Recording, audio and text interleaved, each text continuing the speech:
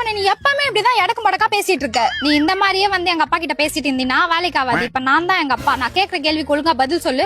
Okay done. தம்பி நீ முத என் பொண்ணை எங்கப்பா பார்த்த? பப்ல தான் 2 பெக்கு போட்டு பாட்டுக்கு ஸ்டெப் போட்டுருந்தா. அடிங்க எங்க அப்பா கிட்ட போய் இப்படிதான் பேசிட்டு இருப்பியா நீ?